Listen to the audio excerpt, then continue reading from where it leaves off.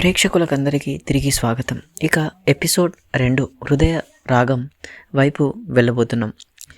కథలోకి వెళ్ళబోయే ముందు దయచేసి మన ఛానల్ని ఎవరైతే సబ్స్క్రైబ్ చేయలేదో వెంటనే సబ్స్క్రైబ్ చేసి, ఎందుకంటే నేను పెట్టే ప్రతి స్టోరీస్ మిస్ అవ్వకుండా ఉంటారని.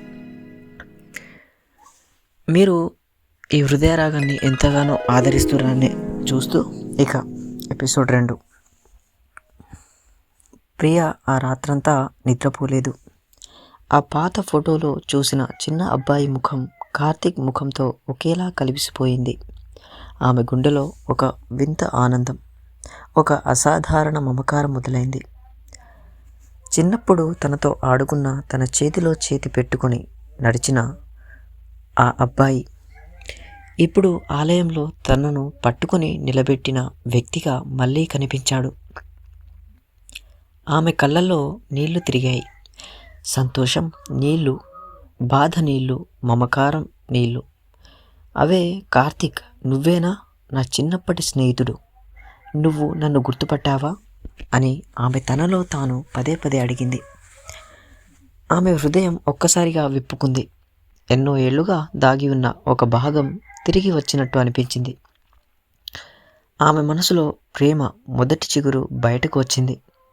స్నేహితుడిగా మొదలై ఇప్పుడు ప్రేమికుడుగా మారే ఆ భావన ఆమెను గిర్రున తిప్పేసింది. ఇక మరుసటి రోజు ఉదయం ప్రియ తన తల్లి లక్ష్మిని మళ్ళీ ప్రశ్నించింది. అమ్మా, ఆ అబ్బాయి పేరు కార్తీక్ అని చెప్పావు కదా, అతను ఇప్పుడు ఎక్కడ ఉన్నాడు? అతని కుటుంబం ఏమైంది అని ఆమె కళ్ళల్లో ఆశతో అడిగింది. లక్ష్మి ముఖం మరోసారి మారిపోయింది. ప్రియా, ఆ యాక్సిడెంట్ తర్వాత వాళ్ళు సిటీకి వెళ్ళిపోయారు.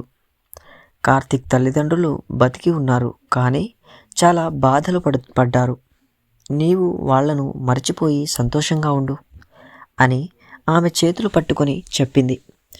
కానీ ప్రియకు ఆ మాటలు సరిపోలేదు. అమ్మా, నేను మరిచిపోలేను. ఇప్పుడు అతన్ని చూశాను ఆలయంలో అని అంది. అతను నన్ను పట్టుకున్నాడు. అతని కళ్ళల్లో నాకు పరిచయం కనిపించింది అని ఆమె గొంతు వణికింది. లక్ష్మి ఆశ్చర్యంగా చూసి, దేవుడా, ఇది సంయోగమా అని మనసులో అనుకుంది. ఆమెకు తెలుసు, అదే ఆ యాక్సిడెంట్ వెనుక ఇంకా ఎన్నో రహస్యాలు దాగి ఉన్నాయని. కానీ ఆమె ప్రియను రక్షించాలనుకుంది చాలు. అదే సమయంలో హైదరాబాద్లో కార్తీక్ ఆఫీసులో కూర్చొని ప్రియ ముఖాన్ని గుర్తు చేసుకుంటున్నాడు.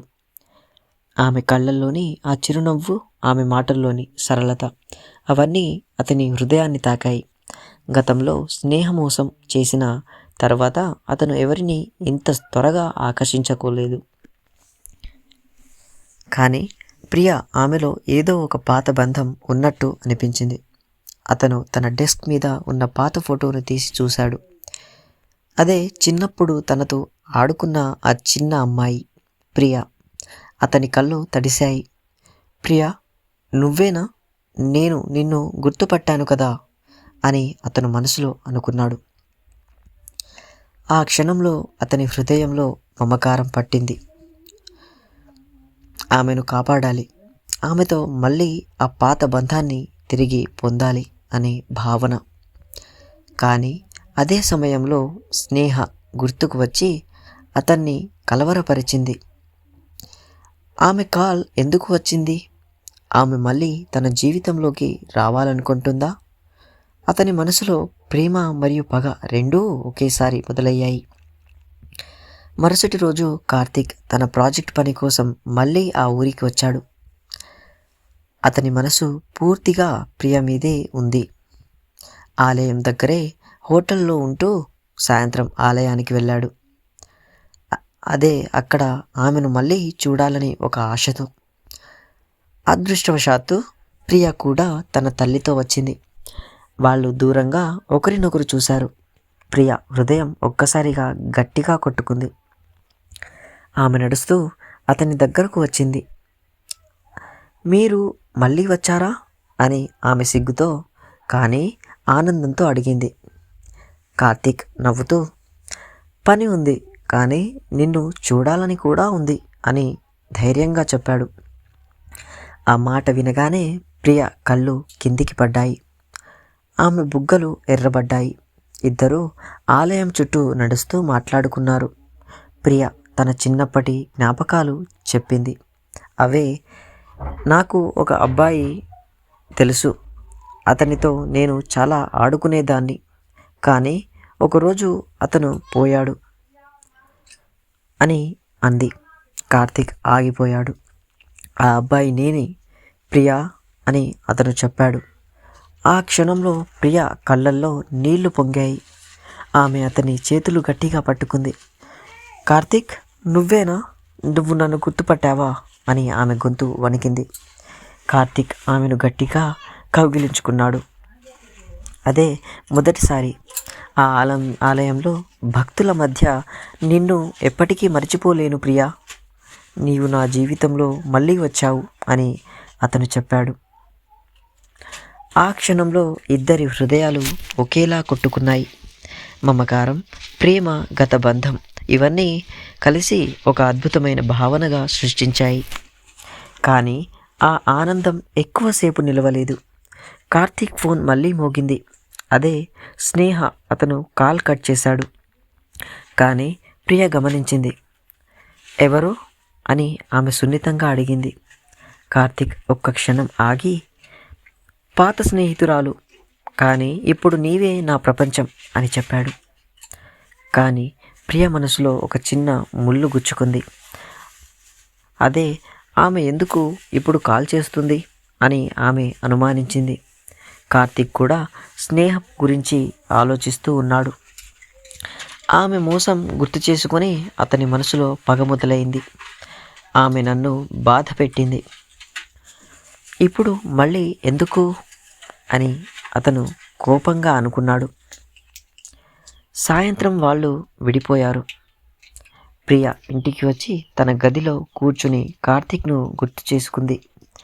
ఆమె హృదయం పూర్తిగా అతనితో నిండిపోయింది. నేను అతన్ని ప్రేమిస్తున్నాను చిన్నప్పటి నుంచే అని ఆమె తన డైరీలో రాసింది. కానీ స్నేహ పేరు ఆమె మనసులో ఒక చిన్న గాయం చేసింది. కార్తీక్ హాస్పిటల్లో కూర్చొని ప్రియను గుర్తు చేసుకుంటూ, ఆమె నా జీవితంలోకి మళ్ళీ వచ్చింది, నేను ఆమెను ఎప్పటికీ వదులుకోను అని అనుకున్నాడు. అతను స్నేహకు కాల్ చేశాడు. స్నేహ, నీ రహస్యం ఏమిటి? నన్ను ఇంకా బాధ పెట్టాలనుకుంటున్నావా అని కోపంగా అడిగాడు. స్నేహ గొంతు వణికింది. అదే కార్తీక్, నేను నిన్ను వదిలేసిన కారణం నీవు ఇంకా తెలుసుకోలేదు. నేను ఈ ఊరికి వస్తున్నాను, మనం మాట్లాడాలి అని చెప్పింది. స్నేహ ఆ ఊరికి బయలుదేరింది. ఆమె ముఖంలో ఒక వింత సంకల్పం కనిపించింది. ప్రియ మరియు కార్తీక్ మధ్య మొదలైన ప్రేమకు ఒక పెద్ద సవాలు రాబోతుంది. మమకారం బలపడుతుందా? పగ మళ్ళీ మొలకెత్తుతుందా? స్నేహ రహస్యం అసలు ఏమిటి? ప్రియ హృదయం ఎలా స్పందిస్తుంది అనేది ఈ ఎపిసోడ్ ముగిస్తుంది. ఈ ఉత్కంఠభరితమైన కథను మళ్ళీ హృదయ రాగం ఎపిసోడ్ 3లో మనం కలుసుకోబోతున్నాం.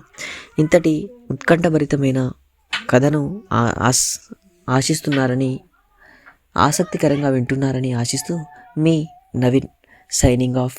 ఇక ఎపిసోడ్ 3లో మళ్ళీ కలుద్దాం. ఇంతటితో బాయ్. ధన్యవాదాలు.